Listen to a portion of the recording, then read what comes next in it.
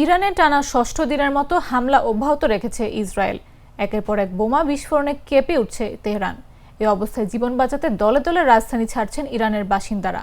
এমন পরিস্থিতিতে তেহরান থেকে বের হওয়ার জন্য বাংলাদেশি মিশনের সঙ্গে যোগাযোগ করছেন সেখানে অবস্থানরত অনেক বাংলাদেশি। ইরানের রাজধানী তেহরানের সোমবার ইসরায়েলের হামলায় সেখানকার বাংলাদেশ দূতাবাসে কর্মরত কর্মকর্তাদের বাসভবনও ক্ষতিগ্রস্ত হয়েছে। এর মধ্যে অন্তত একজন কর্মকর্তার বাড়িঘর ব্যাপকভাবে ক্ষতিগ্রস্ত হয়েছে বলে জানা যাচ্ছে। তবে হামলার সময় ওই কর্মকর্তা বাড়িতে না থাকায় প্রাণে বেঁচে গেছেন।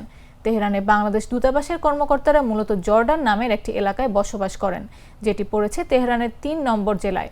সোমবার দুপুরে তেহরানের ৩ নম্বর জেলায় ইসরায়েলি সেনারা হামলার ঘোষণা দেওয়ার পর সেখানকার বাংলাদেশ মিশনে কর্মরত কর্মকর্তা কর্মচারী সহ বাংলাদেশি নাগরিকদের সবাইকে ওই এলাকা থেকে সরে যাওয়ার নির্দেশ দেয় ঢাকা। এরপর তেহরানে অবস্থিত বাংলাদেশের দূতাবাস কমপ্লেক্স ছেড়ে যান সেখানকার কর্মীরা। যদিও বর্তমানে তারা তেহরানের অন্য এলাকায় অবস্থান করছেন, কিন্তু ইসরায়েলি হামলার ব্যাপ্তি ক্রমেই বাড়তে থাকায় এখন নাগরিকদের তেহরানের বাইরে সরিয়ে নেওয়ার পরিকল্পনা করছে পররাষ্ট্র মন্ত্রণালয়।